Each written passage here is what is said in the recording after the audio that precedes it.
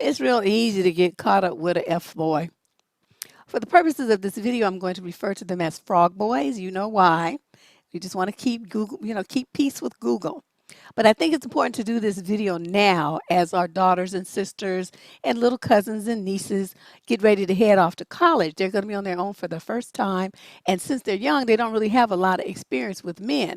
They're going to be dealing with a lot of fantasies that they may still carry over from girlhood about happily ever after and finding their prince and, this whole thing. In reality, I think calling them a frog boy is perfect because you're going to end up kissing a lot of frogs and having a lot of problems with warted lips unless you get up on the game that these dudes are going to be playing. So let's get ready. We got 7 minutes to do this. I'll see you in a minute.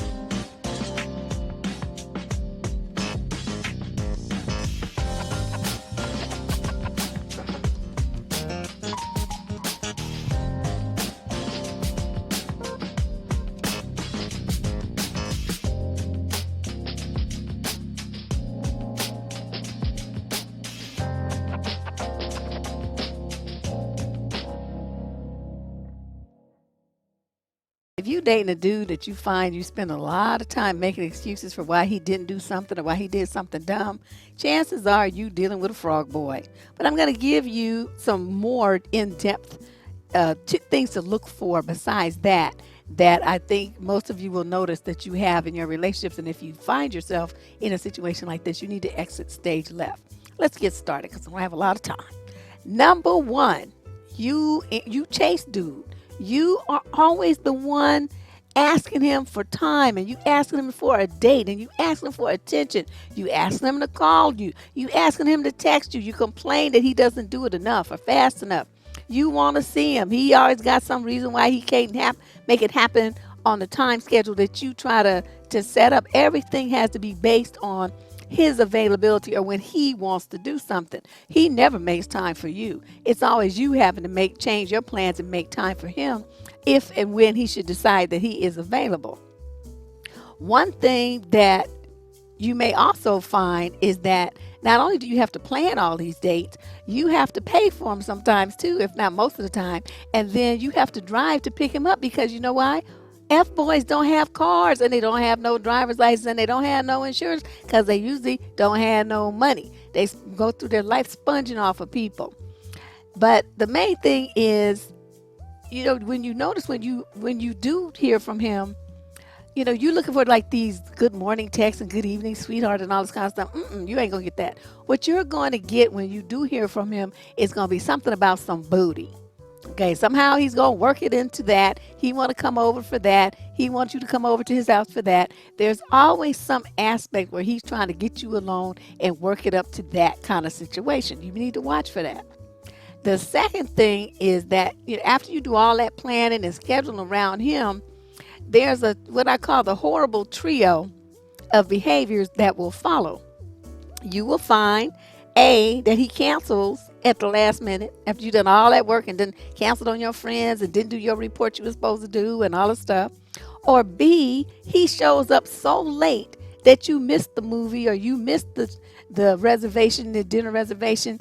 And so you give up in frustrated anger when he finally does call and show up and just tell him, just forget about it. Then just forget it. We're not going. We're not doing nothing, which is exactly what he was angling for anyway, because he wanted to do something else. Or C, he just doesn't show up at all, which is basically stands you up, and he doesn't call, and he never gives you any plausible explanation for his callous behavior. So you just sitting there, sitting at home, waiting for the phone to ring or waiting for him to show up, which he never does.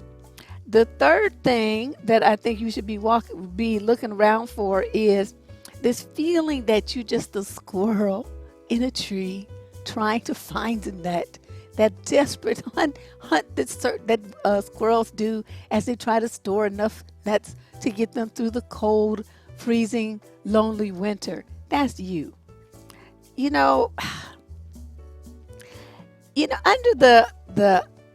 guys are under the mistaken impression, basically, that you have a real relationship. That's how you operating. You're thinking that this is a relationship and you want to get to know him, but trying to get him To know him is like opening up a nut with your human teeth, like a squirrel can do. You can't do it. He's gonna be very guarded. He's gonna block any attempts that you have to try to get to know his family, to spend time with him and his friends, to get to know his coworkers. He won't even really tell you too much about his past, like his childhood, what his goals are for the future, what his experiences are, and everything. I mean, he keeps like a very tight box around his life, which is very separate from yours. So you notice a month or two, and then 6 months, and if you still decide you dealing with with this idiot, a year could go by, and you're gonna still be in the dark about who this man is. What's his childhood like? How did it impact him? What are his dreams? What happened to him to make him the person that he is? You know, it might be fun to be with him. I understand that it's fun. You know, he's an exciting dude and all this and that. But the fun that you continue to have with this man while you try to create a relationship that doesn't exist is, it feels like you like on that 51st date. And so you're never really getting any deeper into the situation with him. It's like cotton candy. It's all fluff, no substance, and it's definitely not good for you. That's what's going on here. So if you have these kind of things, I know I'm stumbling over my words. I'm trying to get it in the time frame allotted.